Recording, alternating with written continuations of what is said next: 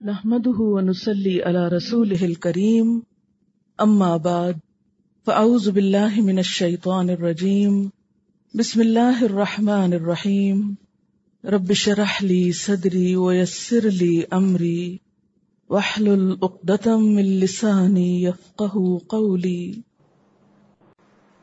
ثم بدا لهم من بعد ما رأوا الآيات، پھر ان پہ ظاہر ہوا اس کے بعد جب انہوں نے ساری نشانیاں دیکھ لیں، ساری علامات دیکھ لی کہ قصوروار اصل میں کون ہے۔ نتیجہ کیا نکالا؟ اتنی عورتوں کو کہاں سنبھالیں، بہتر ہے اسی کو قید خانے بھیج دیں۔ لَيَسْجُنُنَّهُ حَتَّى حِينٍ، ایک وقت تک اس کو پس دیوار زنداں بھیج دو تاکہ یہ معاملہ ٹھپ ہو جائے، بھول بھلا ہو جائے۔ بے گناہی ثابت بھی ہو چکی تھی۔ عزیز مصر کی بیوی خود کہہ رہی ہے فاستعصما، وہ شاہد من اہلہا کی گواہی بھی اسی کی طرف جا رہی ہے، حضرت یوسف کے حق میں۔ عورتیں اپنی زبان سے اپنے دل کی بات کا اظہار کر رہی ہیں، لیکن اس کے باوجود سزا کس کو مل رہی ہے؟ جو بے قصور ہے۔ آیات میں من بعد ما رأوا الآیات میں 6 چیزیں آتی ہیں۔ نمبر 1، حضرت یوسف علیہ السلام کی فطری پاکیزگی۔ نمبر 2، ان کی معصومانہ حالت۔ نمبر 3، کرتے کی حالت۔ نمبر 4، شاہد کا فیصلہ۔ نمبر 5، شوہر کا بھی عورت پر الزام، ان کیدکن عظیم، شوہر بھی بیوی کو ہی بلیم کر رہا ہے۔ اور نمبر 6، یوسف علیہ السلام سے اعراض کی درخواست، آرزن ھذا۔ یہ سب باتیں کیا بتاتی ہیں؟ یہ سب کس چیز کی نشانیاں ہیں؟ ان کی بے گناہی کی، لیکن پھر بھی انہوں نے انہی کو جیل میں بھیج دیا۔ اب جیل میں جانا ایک اور آزمائش تھی۔ اب آپ دیکھ لیجئے، بھائیوں کے حسد کا شکار ہوئے، کنویں میں ڈالے گئے، غلام بنے، کیسی کیسی آزمائشیں آ رہی، جسمانی بھی روحانی بھی۔ باپ سے الگ دور ہوئے، ان کی محبتوں سے محروم ہوئے، ماں پہلے ہی نہیں تھی۔ پھر اس کے بعد عورت نے پھسلایا، الزام لگا، پھر بہت ساری عورتوں کی الغار ہوئی، اور پھر اب قید خانے پہنچ گئے۔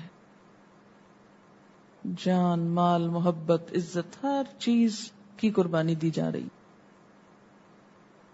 لیکن قید خانہ ایک ٹرننگ پوائنٹ تھا۔ الامر اذا ضاق اتسع، اس کے بعد اور کیا سزا دے سکتے تھے، اور کیا کرنا تھا؟ اب اسی اندھیرے سے روشنی کی کرن پھوٹتی۔ یہ قید خانہ ایک زینہ یعنی سیڑھی بنتا ہے آئندہ ترقیوں کے لیے۔ وَدَخَلَ مَعَهُ السِّجْنَ فَتَيَانِ، یوسف علیہ السلام کے ساتھ ہی قید خانے میں 2 اور نوجوان بھی داخل ہوئے۔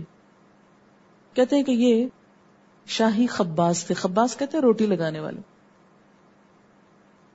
بادشاہ کو کھانا کھلانے والے، اس کا کھانا بنانے والے تھے۔ کہتے ہیں کہ ان پہ الزام لگا تھا کہ انہوں نے بادشاہ کو زہر دینا چاہا، اس جرم میں یہ قید خانے میں پہنچ گئے۔ قال احدہما، ان دونوں میں سے ایک بولا، انی ارانی اعصر خمرا، یہ وہ اپنا خواب سنا رہا ہے، میں دیکھتا ہوں خواب میں کہ میں شراب نچوڑ رہا ہوں۔ اعصر خمرا، عصر کہتے ہیں نچوڑنے کو۔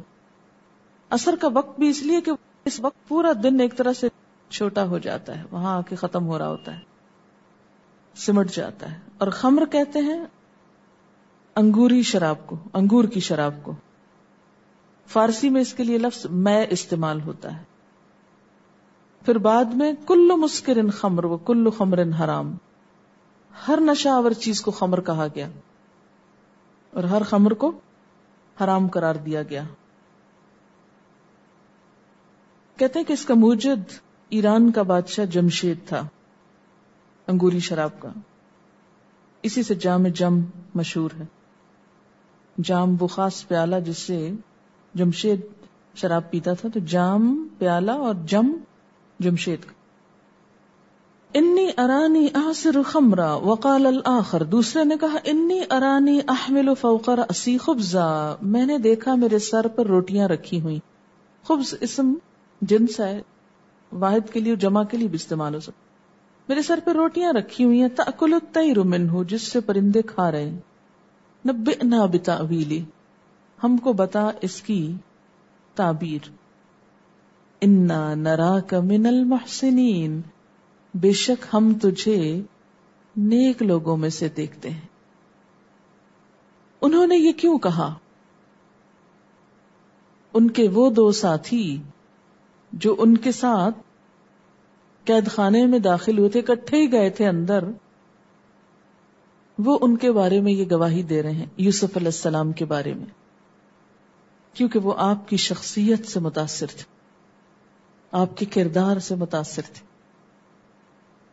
اس کا نام ہے محسنین، محسن بننے کی. محسن کون ہوتا ہے؟ جو احسان کرے. احسان کیا ہوتا ہے؟ کسی سے اچھا سلوک.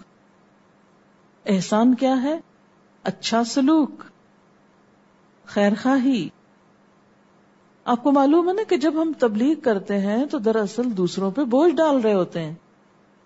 ہوتی تو ان کی خیر خواہی ہے، لیکن وہ اس کو خیر خواہی نہیں سمجھتے، اس لیے کہ آپ ان سے ڈیمانڈ کر رہے ہیں کہ اپنی عادتیں بدل لو اور نمازیں پڑھا کرو. ان سے ہم کچھ کرنے کو کہہ رہے ہیں تو ہم تو الٹا ان پہ بوجھ ڈال رہے ہیں. دیکھیں نا، جب آپ کسی کو کچھ تعلیم دیں گے، تدریس کریں گے، تبلیغ کریں گے، کسی کو کچھ اچھا بننے کو کہیں گے تو انفیکٹ آپ ان سے ڈیمانڈ کر رہے ہیں. اچھا، پھر بعض لوگ ان سے یہ ڈیمانڈ کرنے کے ساتھ ساتھ مال بھی ڈیمانڈ کرنے لگتے ہیں، وقت ڈیمانڈ کرتے ہیں آپ. تو جب اتنی ساری ڈیمانڈز آپ کی بڑھ جائیں تو وہ آپ کے پاس کیوں آئیں؟ اگر آپ چاہتے ہیں کہ لوگ واقعی دین کی طرف آئیں تو اس کے لیے سب سے بہترین نسخہ ہے کہ محسن بنے، بغیر کسی صلے، بغیر کسی ریوارڈ کے، بغیر کسی جواب کے بھلائی کریں. کوئی جواب میں آپ کو کچھ دیتا ہے کہ نہیں؟ شکریہ ادا کرتا ہے کہ نہیں؟ آپ کی تعریف فرماتا ہے کہ نہیں؟ آپ محسنین ہو جائیں. آخر جیل میں صرف یہ 3 لوگ تھوڑی تھے، اور بھی ہوں گے، لیکن وہ سب کو چھوڑ کے ان کی طرف آئے. ان کی طرف کیوں؟ ان میں، ان کی شخصیت میں، ان کے کردار میں، ان کے چال ڈال میں ان کو ایک خوبصورت نمونہ نظر آیا محسن کا، کہ یہ شخص کیئرنگ ہے. یعنی نیکی وہ نہیں جو آپ منہ سے بول کے بتائیں کہ میں نیک ہوں. نیکی کیا ہے؟ جو آپ کے اعمال سے جھلک جائے، چھلک جائے. جسے گلاس بھر جائے پانی سے تو چھلک جاتا ہے نا، ایسے ہی جو شخص حقیقت میں نیک ہو اس کی نیکیاں چھلکنے لگتی ہیں، پھیلنے لگتی ہیں. اس کے لیے اشتہار دینے کی ضرورت ہی نہیں رہتی. عموماً ہم سمجھتے کہ دین کا کام بہت اشتہار دے کے، ہم بہت پبلسٹی کر کے ہم کر لیں گے. دنیا کی چیزوں کی پبلسٹی کر کے تو آپ دنیا کا کام کر سکتے ہیں، لیکن دین کے معاملے میں محض زبانی پبلسٹی کام نہیں آتی، ہرگز نہیں. عموماً میں نے دیکھا ہے کہ لڑکیاں جب شادی ہو کر جاتی ہیں تو ان کے ذہن میں یہ تو ضرور ہوتا ہے کہ ہم نے کچھ سیکھنا سکھانا ہے، لیکن یہ کم ہوتا ہے کہ ہم نے دوسروں کی خدمت بھی کرنی. وہ کیا چاہتے ہیں؟ ان سے ڈیمانڈ کرتے ہیں کہ آپ سے پڑھیں، جبکہ ان کو ڈیمانڈ ہے کہ آپ ان کے کام بھی کریں. تو اس کھینچا تانی میں کامیابی کیسے ہو سکتی؟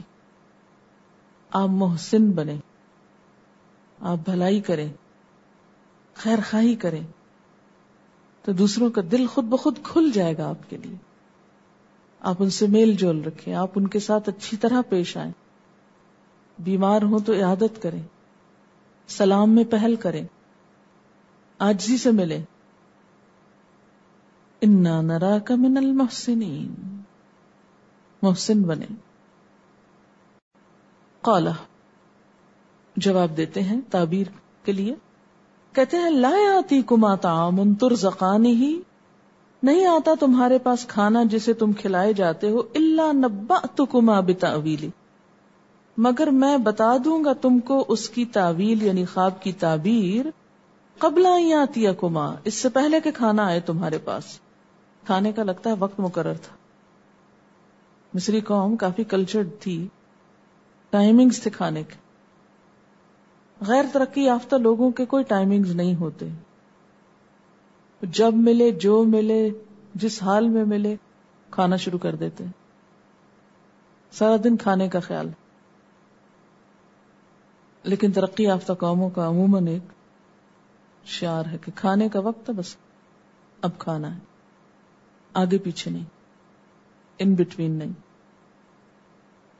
کہا کہ جو کھانے کا وقت ہے اور کھانا جب آئے گا تو اس سے پہلے پہلے میں تم کو خواب کی تعبیر بتا دوں گا.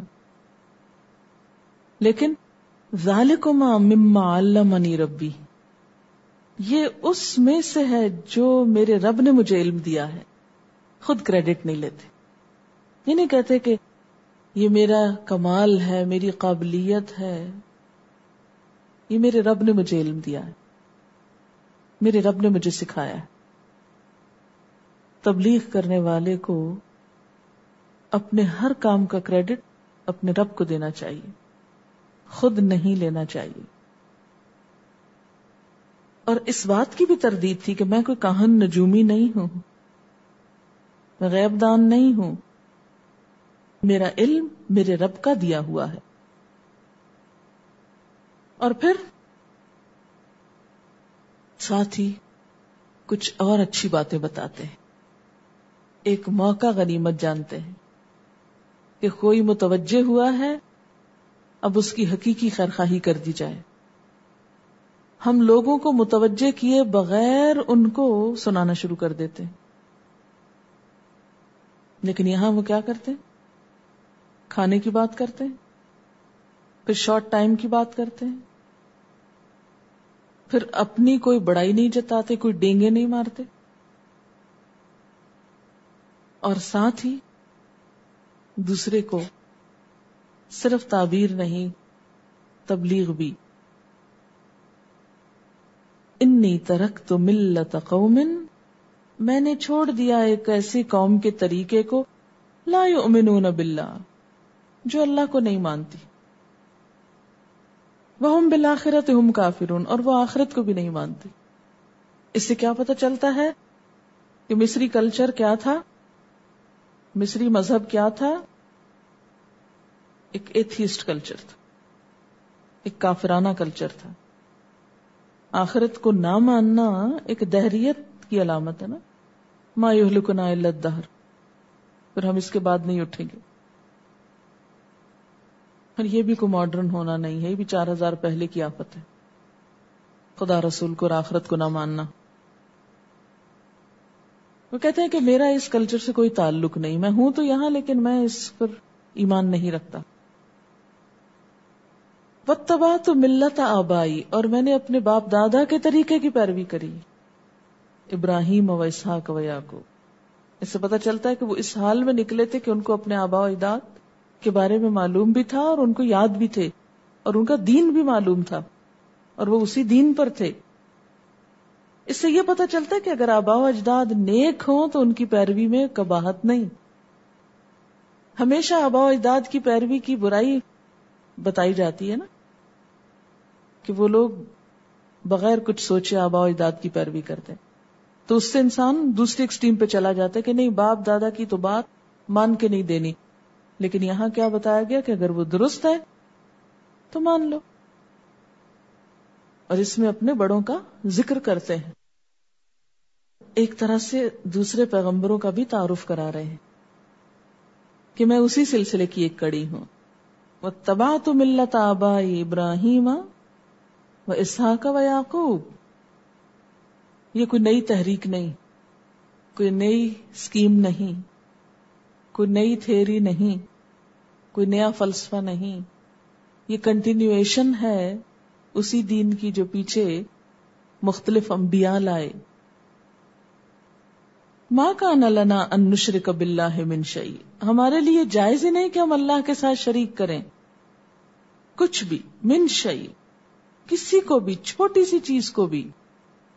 ذالک من فضل اللہ علینا، اور یہ شرک سے پاک طریقہ زندگی دراصل ہم پر اللہ کا فضل ہے. وعلی الناس، اور سب لوگوں پر بھی، کہ اللہ نے توحید کی طرف لوگوں کو بلایا اور ہم نے اللہ کی پکار پر لبیک کہہ کے شرک کو چھوڑ دیا. ولکن اکثر الناس لا یشکرون، لیکن اکثر لوگ شکر ادا نہیں کرتے.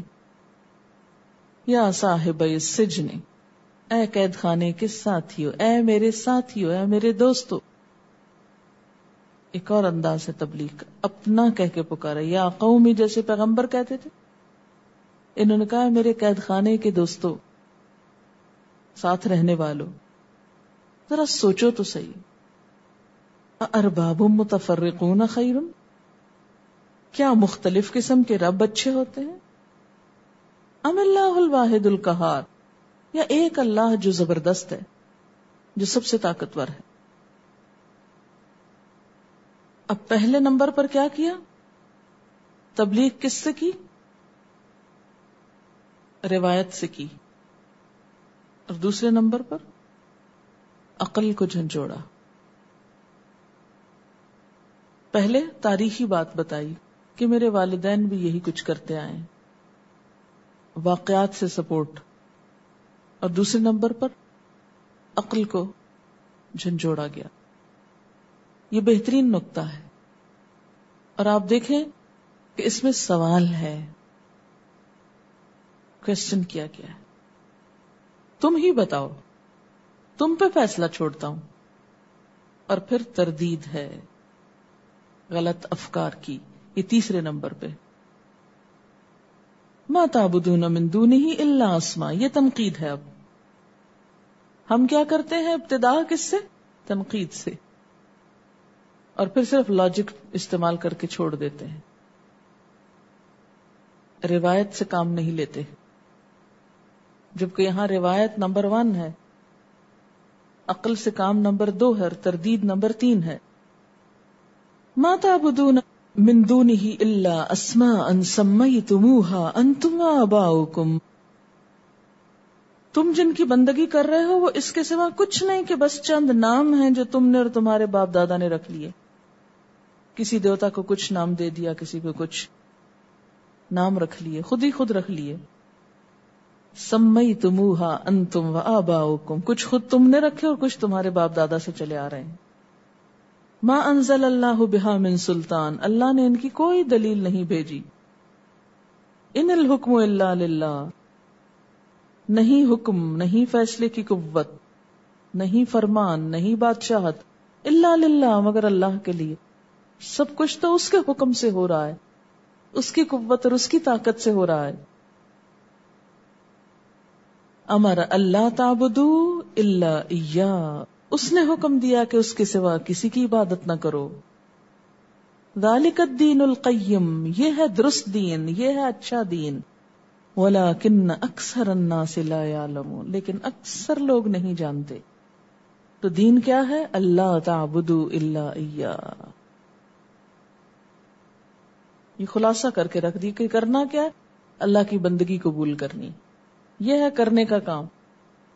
ہم کیا کرتے ہیں؟ تنقیدیں کر کے لوگوں کو عین بیچ میں لا کے چھوڑ دے. دیکھو یہ نہیں ہو رہا، وہ نہیں ہو رہا، یہ غلط ہے، وہ غلط ہے. بھی کیا کریں پھر؟ اس کا کوئی پتہ نہیں. تو یہاں انہوں نے کرنے کا کام بتا دیا کہ دین اصل میں ہے کیا، یہ کرنا ہے.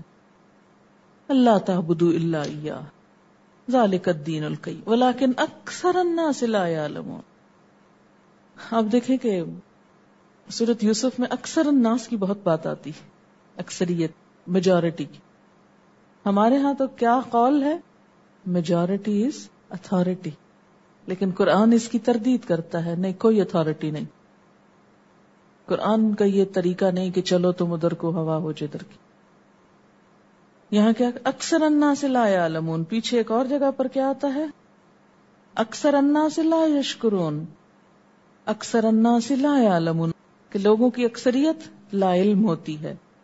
اور آگے ایک اور جگہ پر آئے گا وما یؤمن اکثرهم باللہ الا وهم مشرکون، اکثر لوگ اللہ کو تو مانتے ہیں لیکن ساتھ ہی شرک بھی کرتے ہیں. اور پھر آئے گا اسی میں وما اکثر الناس ولو حرصت بمؤمنین، اور اکثر لوگ ہاں تم کتنے ہی حریص ہو ماننے والے نہیں، سن سمجھ کے وہی کریں گے جو دل چاہے گا ان کا، مانتے کچھ نہیں. تو یہ ہے اکثریت کا حال. اور یہ کون فرما رہا ہے؟ اللہ. ومن اصدق من اللہ قیلا، اللہ سے سچی بات اور کس کی ہو سکتی. اب یہاں پر آپ دیکھیں کہ حضرت یوسف علیہ السلام کی تبلیغ کی خصوصیات کیا ہیں.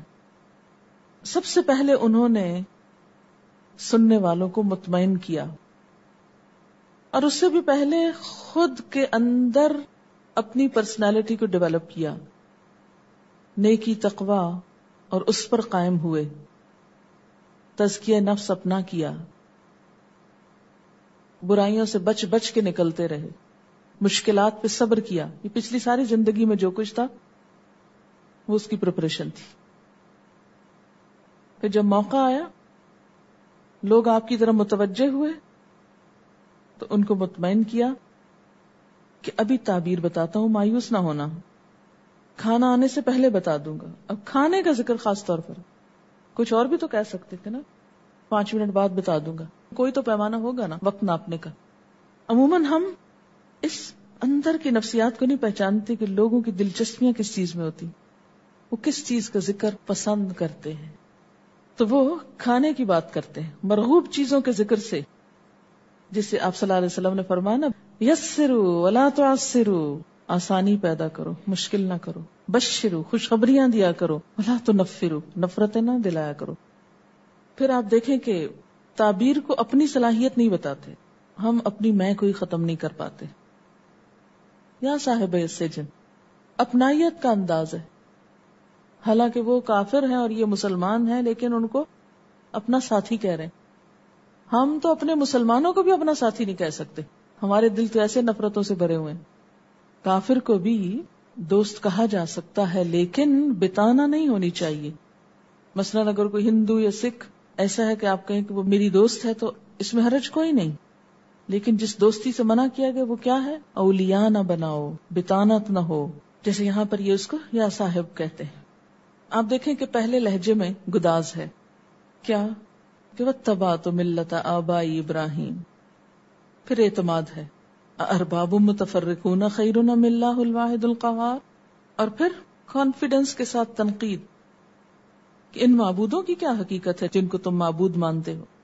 پھر اس کے بعد کیا کرو اس کا خلاصہ کچھ کرنے کے لیے دیتے، ذالک الدین القیم ولکن اکثر الناس لا یعلمون. اب تعبیر بتاتے ہیں. یا صاحب السجن اما احدکما فیسقی ربہ خمرا، کہ تم میں سے ایک اپنے آقا کو، یہاں رب کا لفظ کس کے لیے استعمال ہوا؟ آقا کے لیے. اپنے آقا کو شراب پلائے گا، نام نہیں لیا، احدکما کہا ہے. یہ بھی ایک خاص انداز ہے. یہ نام کیوں نہیں لیا تھا؟ وہ سمجھ تو رہے ہی تھے بات کو، نام نہیں لیا، ڈائریکٹ نہیں کہا کہ اے فلاں تو جو ہے نا تو یہ کرے گا اور تو یہ کرے گا، کیونکہ اس میں اب ایک بھیانک تعبیر آنے والی ہے دوسرے کی. یہ بہت زبردست انداز ہے ان کا، انڈائریکٹ وے میں بات کی ہے. یا صاحب السجن اما احدکما فیسقی ربہ خمرا واما الاخر، اور دوسرا فیسلب، سولی چڑھا دیا جائے گا، فتأکل الطیر من رأسہ، اس کے سر کو پرندے کھائیں گے، یعنی سولی چڑھا کے چھوڑ دیا جائے گا، اس کی لاش گل سڑ جائے گی کہ پرندے آ کے بیٹھیں گے اس میں سے کھائیں گے. قضی الامر، فیصلہ کر دیا گیا، فیصلہ ہو گیا. الذی فیہ تستفتیان، جس کے بارے میں تم جواب مانگ رہے تھے. آپ صلی اللہ علیہ وسلم نے فرمایا خواب جب تک اس کی تعبیر نہ کی جائے پرندے کے پاؤں پر ہے، جب اس کی تعبیر کر دی جائے تو وہ واقع ہو جاتا ہے، قضی الامر ہو جاتا ہے. اچھا ایک اور چیز جو اس قصے میں نظر آتی ہے نا، حضرت یوسف علیہ السلام ہر روز تبلیغ کرتے نہیں نظر آ رہے. اتنے عرصے میں پہلی دفعہ ایک مبلغ کی حیثیت سے سامنے آئے اور کسی کے پیچھے ہاتھ دھو کے نہیں پڑ گئے. ایک اور چیز آپ دیکھیں نا، آپ جو ہوتے ہیں لوگ آپ سے وہی ڈیمانڈ کرتے ہیں. اگر آپ ایک دنیا دار شخص ہیں, ہر وقت دنیا کی باتیں کر رہے ہیں, تو کوئی آپ سے نہیں کہے گا مسئلے سنائیں. لوگ آپ کی طرف اسی حیثیت سے رجوع کریں گے جو آپ کی شخصیت ہوگی. لِكُلِّ مقال مقام, ہر قول کے لیے ایک مقام ہوتا ہے, ایک جگہ ہوتی ہے, ایک وقت ہوتا ہے. دیکھیں کہ جب سکھانے کا وقت ہوتا ہے سکھانے کا ہوتا ہے, اور کچھ وقت ہوتے ہیں آپ کے بھی سیکھنے کے ہوتے ہیں. آپ دلچسپی لیں وہ لوگوں کی باتوں میں کہ کیا باتیں کر رہے ہیں, کیا سوچتے ہیں, کیا کرتے ہیں, تاکہ ان کی پھر کسی دوسرے موقع پہ اصلاح کر سکیں. وقال للذی ظن, اور کہا اس شخص سے جس کے بارے میں خیال تھا, انہ ناجم منہما, کہ وہ ان دونوں میں سے نجات پائے گا. ناجن ناجی ہے, نجات پانا. کہا اذکرنی عند ربک, میرا ذکر کرنا اپنے آقا کے پاس. یہاں رب کا لفظ ہر جگہ آقا کے معنوں میں استعمال ہے. بادشاہ کے سامنے جا کر میرا ذکر کرنا کہ میں قید خانے میں ہوں. فانساہ الشیطان, غیر اللہ سے مدد مانگ لی تھی نا, انسان پہ ڈپینڈ کر لیا تھا. نعوذ باللہ یہ شرک میں نہیں آتا, لیکن جو اعلیٰ ترین مقام ہے نا اس میں ذرا فرق پڑ جاتا ہے کہ آپ بندوں پہ بھروسہ کر بیٹھے. فانساہ الشیطان, اللہ نے بھی بندوں کے سپرد کر دیا, شیطان نے آ کے ذکر کرنا بلا دیا. یعنی قصہ کیا ہے کہ جو شخص نجات پا کے جا رہا تھا اب دوبارہ بادشاہ کی خدمت میں, یوسف علیہ السلام نے اسے کہا کہ جا کے بادشاہ کے پاس میرا ذکر کرنا, میری, کیونکہ قید خانہ تو قید خانہ ہے نا, تو اب اس سے نکلنا چاہتے تھے. اعلیٰ ترین مقام کیا تھا کہ اللہ ہی سے دعا کرتے, اللہ تو نکال. اس کا یہ مطلب نہیں کہ اسباب اختیار نہیں کرنے چاہیے, اسباب اختیار کیے جا سکتے ہیں, لیکن اعلیٰ ترین مقام کیا ہے, پہلے اللہ کو پکارو پھر اسباب تلاش کرو, اور مدد کی توقع رب ہی سے رکھو, بھروسہ اسی پہ کرو. اب کیا ہوا, وہ شخص گیا واپس اپنی ڈیوٹی پہ اور بھول گیا کہ کیا کہا تھا یوسف علیہ السلام نے. عموماً ہوتا ہے کہ جب کسی کو کام پڑتا ہے اس وقت تو وہ آ جاتا ہے, لیکن جب آپ اس کو کام کہتے ہیں تو وہ بھاگ کھڑا ہوتا ہے, بھول جاتا ہے. فلبث فی السجن بضع سنین, تو وہ ٹھہرے رہے. لبث کس کے لیے ہوتا ہے, طویل عرصے تک ٹھہرنا. فی السجن قید خانے میں, کتنا, بضع سنین, کئی سال. بضع کا لفظ 3 سے 9 تک استعمال ہوتا ہے, یعنی کم از کم 3 سال اور زیادہ سے زیادہ 9 سال تک قید خانے میں رہے. اس دوران جب اللہ کو منظور ہوا کہ مدد کی جائے یوسف علیہ السلام کی, وہ وقت آ گیا کہ جب آپ کو اب رہا کرانا تھا اللہ تعالیٰ نے, اور اللہ کا ہر کام وقت مقرر پر ہوتا ہے, اس سے پہلے نہیں. جب ایک کام اللہ نے کرنا ہوتا تو اسباب بھی پیدا کر دیتا ہے. اس دوران کیا ہوا, خواب آ گئی بادشاہ کو. وآخر دعوانا ان الحمد للہ رب العالمین. سبحانک اللہم وبحمدک نشہد ان لا الہ الا انت نستغفرک ونتوب الیک. السلام علیکم ورحمۃ اللہ وبرکاتہ.